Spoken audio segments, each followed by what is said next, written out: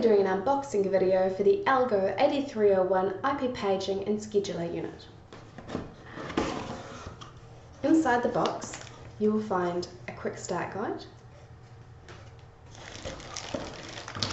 the Algo 8301 main unit,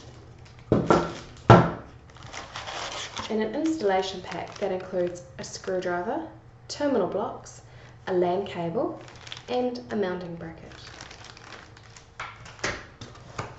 Let's have a look at the 8301 IP paging unit. On the side you will find the PoE input, the LED notifications, the aux in and aux out, and the inputs for old types of IP paging systems and non-IP paging systems.